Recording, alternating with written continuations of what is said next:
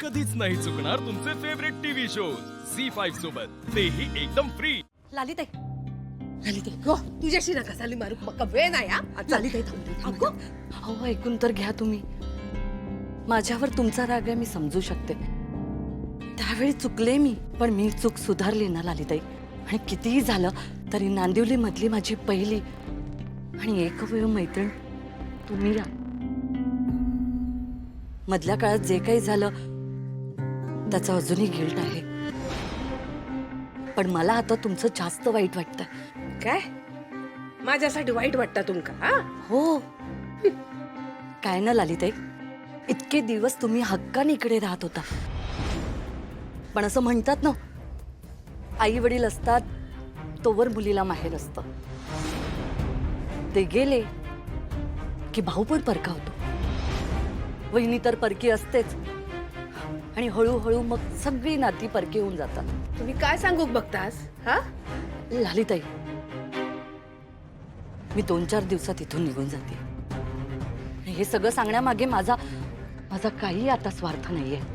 तुमच्या भल्याचाच विचार करतेय. ताईची गेले, आता तुमच्यासाठी आणि तुमच्या बाजूने भांडणारं कोणी नाहीये. इथून पुढे तुम्हाला स्वतःच्या हक्कासाठी भांडावं लागेल, उभं राहावं लागेल. बाकी तुम्ही हुशार आहात, पण काय ना लालिताई, तुम्ही भोळ्या पण आहात. त्यात तुमचा मुलगा आणि नवरा ह्या लोकांच्या ऑब्लिकेशन खाली असतात. त्या काय असतं? ऑब्लिकेशन, उपकारांच्या ओझ्याखाली. उपकारांच्या ओझ्याखाली आहेत लालिताई. आता तुम्हाला एकटीने लढावं लागेल.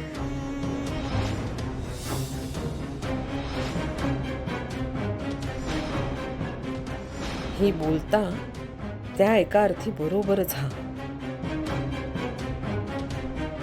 लालिताई, काळजी घ्या. काही लागलं तर मला सांगा, मी कायम तुमच्या सोबत असेल. येते मी.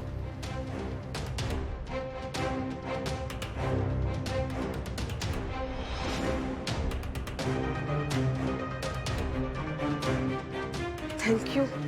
वेलकम.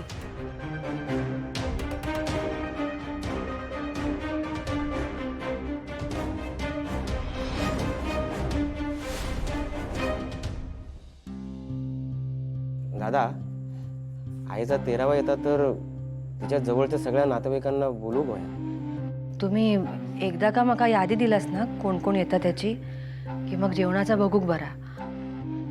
आयत्या वेळी धावपळ होऊक नको. हां, आणि दादा, ही लिस्ट गुरुजींकडून मी घेतलेली आहे. तू पण जर एकदा नजर टाकून घेतलास तर बरा आहे. कलश, पाट, तांदूळ, अबीर.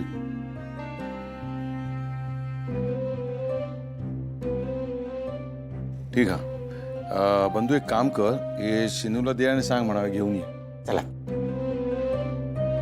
उमा, विजयराव ओवी आणि शिनू हॉस्पिटलला गेले होते एकत्र. तिकडचं काय कळला? आत्ताच दिले आहेत ते. विचारते त्यांना काय झालं आता.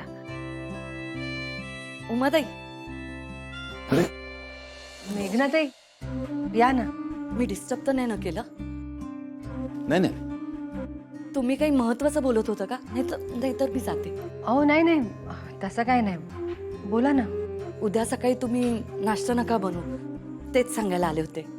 अहो मेघनाताई, रोज रोज कशात तुम्ही नाश्ता करतास? उद्या करू आम्ही. का? मी परकी आहे का? म्हणजे 2 दिवसांचाच तर प्रश्न आहे. ताईजींचे सगळे रिच्युअल्स होईपर्यंत तुमच्या घरात गडबड असेल ना, मग मी जमेल तसं करते. आणि तसंही मी इथून गेल्यावर तुमच्यासाठी कुठे काय करता येणार? बरं मला सांगा, मंजू कुठे आहे? मी तिच्याशी जाऊन बोलते. स्वयंपाकघरात हा. तुम्ही बसा, मी बोलवते ते का. नाही नाही नको, मीच जाते. आलेच.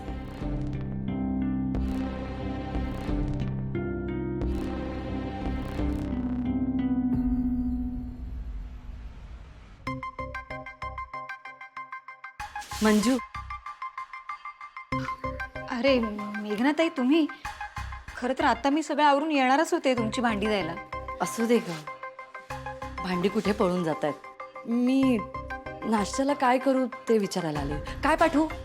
नाही नाही मेघनाताई, हो आजपासून आम्ही स्वयंपाक करायला सुरुवात केली आहे. नक्की ना? हो हो.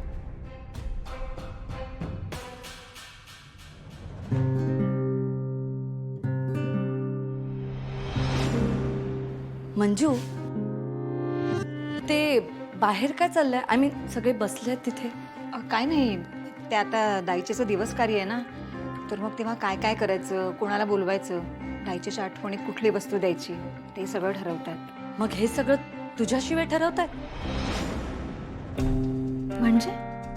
म्हणजे अगं तू या घरची सून आहेस ना. तुमच्या घरात सगळ्यांना समान वागणूक दिली जाते असं मला निशी सांगते, म्हणून विचारलं. पण मेघनाताई, आतापर्यंत कधी माझं मत मांडायची वेळच आली नाही.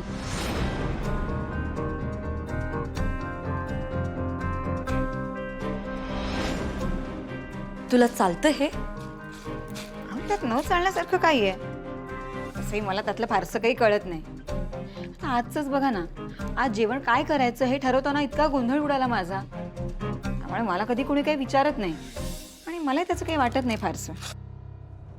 तेच ना, आपल्याकडे ना हाच प्रॉब्लेम असतो.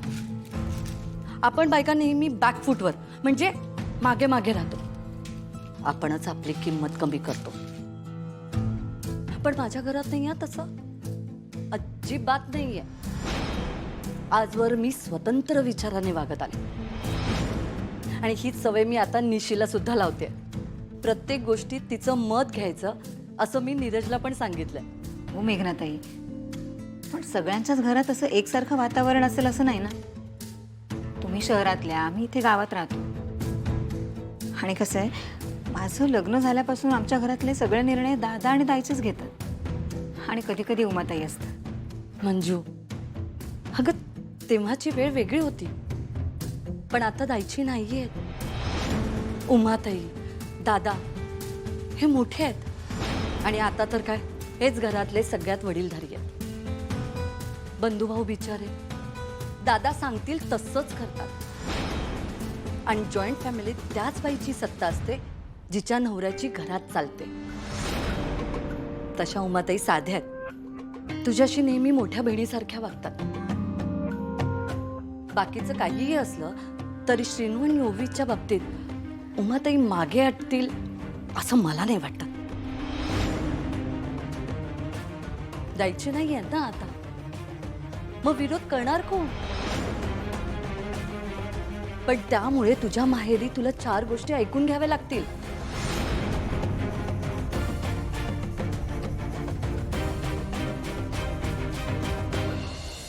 आता मंजू कसं झालं माहितीये, तू सगळीकडून ना ते काय म्हणतात ते लिंबू टिंबू ठरते. लालिताईंचं कसं आहे माहितीये, त्या भांडून त्यांचा हक्क मिळवतात. राहून राहून एकच प्रश्न आहे, तुझं काय? झी 5 ॲप डाउनलोड करा आणि पहा सर्व एपिसोड्स एकदम फ्री.